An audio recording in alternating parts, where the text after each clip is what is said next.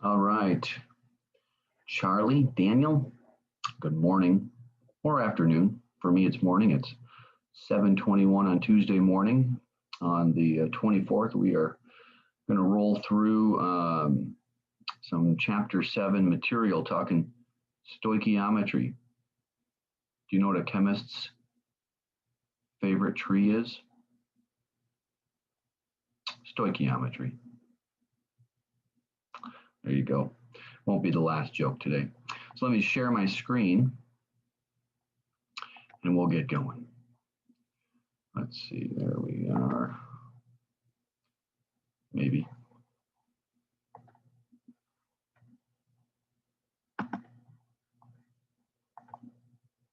There it is.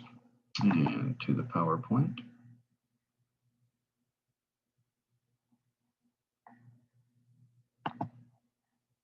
Okay. Well, there it is. There's the joke right there. Forgot I had it on the first screen. So, Daniel, I know you're already done with this material. Charlie, you may be too. And this material is a little more math heavy, and there's a lot of examples in the book. We're going to roll through a couple of them today, but I'm going to try to cover the basic concepts. And then next week, December 1st, we are going to really spend the week in lab. It's going to be all experiments, covering the experiments from this lab. And then I'll be answering any questions you guys might have about the stoichiometry part of this, the math. So let's get right to it. So what is stoichiometry? It is counting atoms. How much does one atom weigh? An atom weighs one atomic mass unit, one AMU, and one AMU is 1.66 times 10 to the negative 24th grams. 1.66 times 10 to the negative 24th grams is 1 AMU. And from that, then we can build out every element on the periodic table based upon what their AMU is, right? So if helium, for example, is 4 AMU, we take 1.66 times 10 to the negative 24 in grams, multiply that times 4. Now we have the atomic mass of helium. Oxygen, 16 AMU. So we can, again, multiply those two, 16 times 1.66 times 10 to the negative 24, and that gives us the mass of a single atom, in this case of oxygen. So if we want to know the mass of a sample, we simply divide that mass, which is given to us typically in grams, or we want to convert it to grams, by the atomic mass, and now we have the number of atoms. Now, a key player in stoichiometry is Avogadro, and we're going to use his number, Avogadro's number, 6.02 times 10 to the 23rd in atoms. So again, an atomic mass unit is 1.6 times 10 to the negative 24th. Avogadro's number is a positive, or is a whole number, a large number, whereas an AMU is an extremely small number, extremely small fraction, or decimal. Avogadro's number is large, 6.02 times 10 to the 23rd. So take that 6 and put on 23 zeros, and that is Avogadro's number. That's the number of atoms in a gram weight of an element equal to its atomic mass. So if we, again, atomic mass of oxygen is 16, take 16 and multiply it times 6.02 times 10 to the 23rd, and that's the number of atoms in the atomic mass gram weight of oxygen. A mole is the unit we use to label that. So a mole means 6.02 times 10 to the 23rd atoms. So if I take a mole of helium, right, I'm going to multiply 4, the AMU, times Avogadro's number. If I take oxygen, and I have a mole of oxygen, I'm going to take 16 and multiply that times Avogadro's number. And that's going to give me the mass of that many atoms. Science. Okay, so again, if you look at your periodic table, to go to the front of the book quickly, or just think of it in your head is fine if you don't have it with you. The number below the chemical symbol on the periodic table tells you two things. It tells you the mass of a single atom in AMU, right? So if oxygen is 16 or carbon is 12.01, that's the mass of a single atom if we label it atomic mass units. And it's the number of grams you need to collect to have a mole. So if you had 6.02 times 10 to the 23rd atoms of carbon, you would have 12.01 grams. You can further, and I suggest you do it, you probably did already, you can further practice learning this concept with the comprehension check on pages 199 and 201, and using examples 7, 1, 2, and 3 on the same pages of your book. Now, when we're determining mass of molecules, we always want to use the rule of adding significant figures. We're not going to use multiplication rules, we're going to use the addition rules.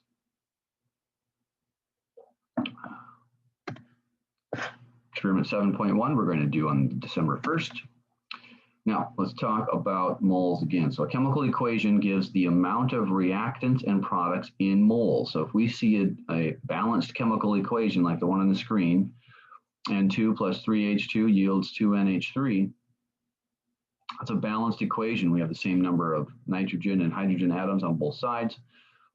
And we could say that that works for molecules, hundreds of molecules, and for moles. So 1 mole of NH2 and 3 moles of hydrogen gas, 3 moles of H2, will yield 2 moles of NH3. In example 7.4 on page 205 in your book, you can look for more information there. So the conversion relationship you get from chemical equations are always exact.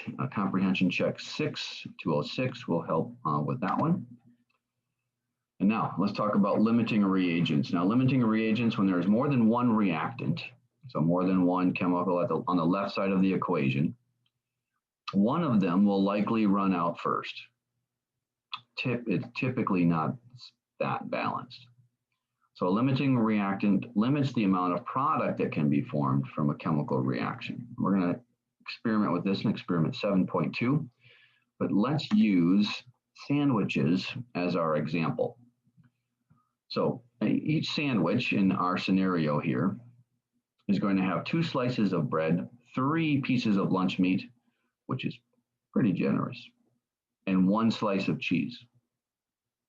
So if we have 6 slices of bread, 12 pieces of lunch meat to start, and 5 slices of cheese, what is going to limit the number of sandwiches we're going to make? What is going to be our limiting reactant or reagent? Well, some simple, quick math is going to tell you that if I need 2 pieces of bread for every sandwich, I'm only going to make 3 sandwiches. And if I can only make 3 sandwiches with 3 pieces of lunch meat each, I only need 9 pieces of lunch meat. I'm going to have some lunch meat left over. And if I'm only using 1 slice of cheese, I'm going to have some cheese left over. So what limits my reaction here, or my sandwich making ability, is the bread. There's enough lunch meat for one more sandwich. There's enough cheese for 2 more sandwiches, but the bread ran out, so our sandwich making ability is going to run out. And if we transfer that to chemistry, our ability to make the product in our chemical reaction is going to run out. So there's always going to be something that limits the process, is the point here. Okay, aluminum carbide reacts with hydrogen monochloride according to the following balanced equation.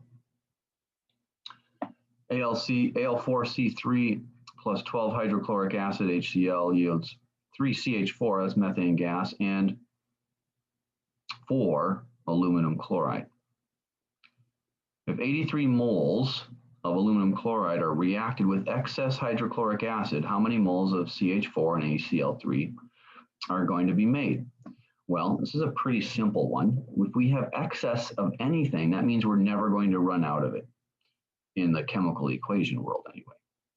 So we know that our limiting reagent is going to be aluminum carbide. And we know that we have a relationship here. 1 mole of aluminum carbide is going to yield 3 moles of methane gas, and it's going to yield 4 moles of aluminum chloride. And so we know this equation is balanced already, right?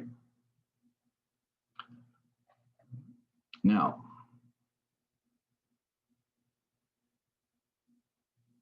so if we have a 1 to 3 and a 1 to 4 ratio, we can just convert, right? We put 83, we know we have 83.1 moles of aluminum chloride.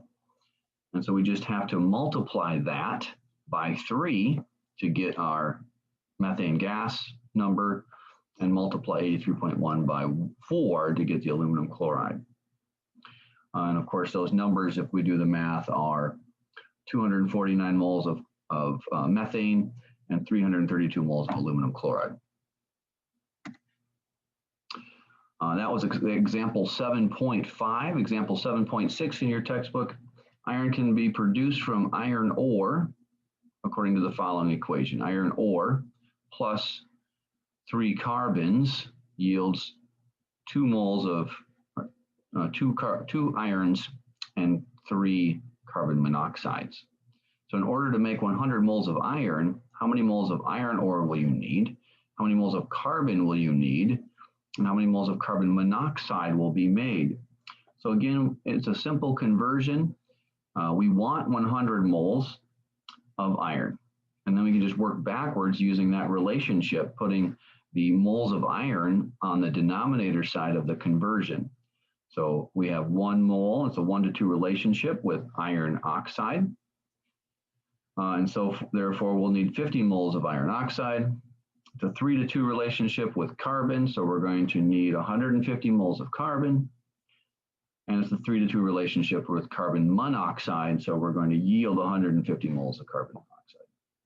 Straightforward stuff. Again, review that on page 211, example 7.6. Now, this flow chart you can find in your book on page 214. Dr. Weil, the author of the book, uses a roadmap of initial and West Mole or Massburg, West Moleville, the equation town, which is the important part of this, East Moleville, and final Massburg. So if we want to know how to figure out the mass of the final product, if all we know is the mass or the moles of the reactant, we can do that. What we need are these 5 steps. We need the initial mass of the reactant, which will tell us the moles, right? Because we can convert mass to moles. Then we need the mole ratio equation. We need a balanced equation with the reactants. We need to balance that reactant and product equation. That'll give us the final moles, which we can then convert to mass. Easy to walk through, so I want you to walk through this. This particular one is comprehension check number 10 on page 215. I'll let you guys work through that one. Pretty straightforward. Experiment 7.2 we're going to do in the lab, and 7.3. So these are things we're going to do in classroom next week. So pretty quick, again, mostly math. The more you do of the examples and comprehension checks, the easier this is going to be. We'll do a couple in class next week on December 1st, but mostly labs next week. Again, you guys probably already have this done. So I'm going to sign off.